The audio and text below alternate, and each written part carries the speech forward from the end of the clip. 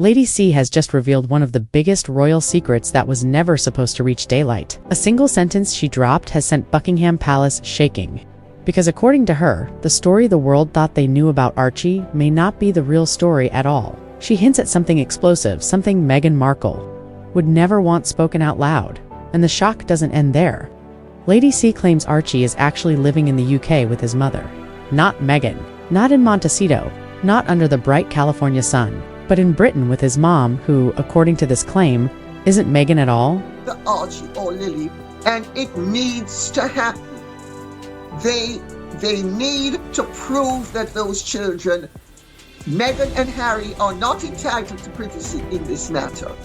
And their privacy is trumped by our right to know that no bastard is going to sit on the throne of this country. All Harry and Meghan need to do is prove to us that she popped those babies out. And just like that, Meghan's carefully polished smile, her steady public tone, and her perfectly curated image begin to tremble at the edges. Because if even a tiny fragment of this claim is real, then nothing, absolutely nothing we've been told over the last 5 years makes sense anymore.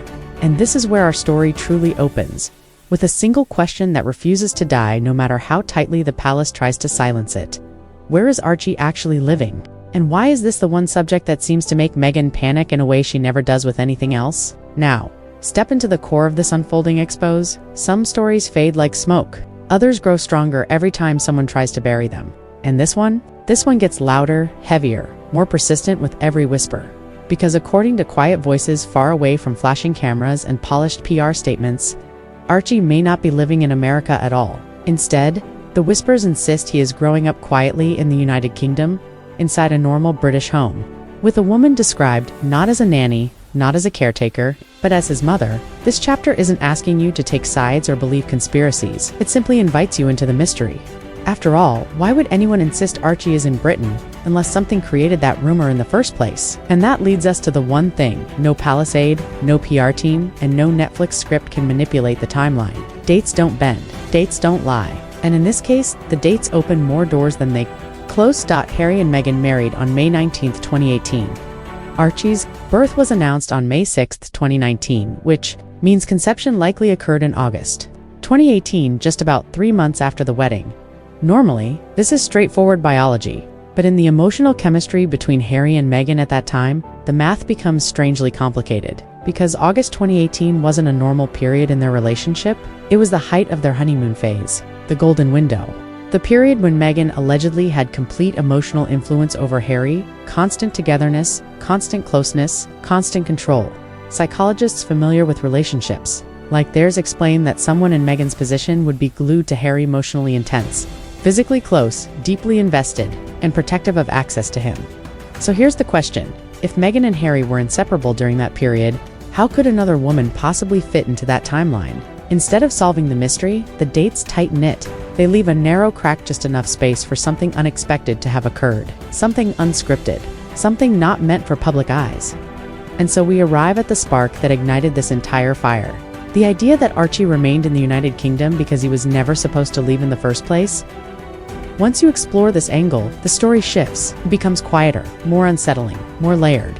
According to certain whispers, the child introduced to the world as Archie Harrison Mountbatten Windsor may never have lived in California. Instead, some say he stayed in Britain with the woman who gave birth to him, a woman who never traveled to America in this narrative. Harry's repeated returns to the UK, his swift trips, his nervousness, his tension start to make eerie sense. Not visits for nostalgia, not legal obligations, but visits for a child. And suddenly, so many puzzling moments fall into place. Harry's discomfort when speaking about the UK, his pulled, divided expressions, his secretive short stays, the strangely limited milestones. Sources describe Harry trapped in a quiet, invisible struggle caught between the life he wanted and the life that unfolded behind closed doors. And Meghan. She was never meant to be replaced, not by another woman, not by another mother, not in any version of the story. And this is where the expose deepens. Because if Archie truly remains in Britain, the reasons can only split into two paths, both explosive. The first path is the one most damaging to Meghan. The possibility that Harry fathered a child with someone else, and for someone with Meghan's patterns of control, this would not simply be betrayal, it would be annihilation. Harry forming a bond she did not approve, did not supervise, did not initiate, a connection outside her orbit right after the wedding? That would be intolerable. But look closely. Meghan did not leave. She did not reveal anything. She stayed. And if this scenario were real, her staying would not revolve around love. It would revolve around power, because knowing such a secret gives leverage that lasts a lifetime. Staying married keeps her royal title, global recognition, financial influence, and control over the narrative. But more importantly, she gained something she could silently hold over Harry forever. I know what you did, and I can destroy everything. From here, the alleged arrangement becomes simple. I stay. We present a united front. But from now on, I call the shots. This transforms the marriage from passion into a quiet contract of control and hidden fear. But then there is the second path: no affair, no betrayal. Instead, a clinical explanation, a UK-based surrogate. A pregnancy arranged, managed, and approved, everything orderly. Until the surrogate didn't hand the baby over. In this version, the surrogate kept Archie. And the story changes shape again: no cheating, no secret woman, but the same result. Archie in the UK, Harry emotionally attached, Meghan emotionally detached. For Meghan, a child she didn't carry and doesn't raise holds no emotional weight. For Harry, it's different. This child is his son, and that creates the quiet war between them. Harry wanting connection, Meghan wanting domination, every visit becoming a negotiation, every UK trip becoming a reminder of her control, and in both scenarios, affair or surrogate, the outcome remains identical. Archie stays in Britain. Harry travels to him. Meghan controls the optics. This leads us into the strangest corner of the story: the images. Because if Archie lives in the UK, then every picture and video released of a child in California must be manufactured, staged, or substituted according to behind-the-scenes whispers. There are three possibilities. 1. A child actor used for limited camera moments. 2. A friend's child shown briefly from angles that hide details. 3. Digital photo editing photos Harry takes in the UK inserted into American settings. Whichever explanation you follow, the logic remains the same. If the real Archie is not in California, then every American appearance becomes an illusion. This is where the world starts to tilt, because nothing has ever truly added up. The dates, the secrecy, the staged feeling photos, the strategic UK trips. Story doesn't survive this long unless too many pieces don't align. That chapter isn't about proving the truth. It's about acknowledging the cracks. Why show a child at all if Meghan doesn't raise him? Why go through the trouble of substitutes or edits? Why risk exposure? Why maintain the image so fiercely? Why? After 5 years, has there been no natural momenta candid outing? A live appearance, an unmistakable presence of Archie on American soil? Every time the story seems to settle, another strange detail rises, and now we reach the final chapter, the place where everything sharpens.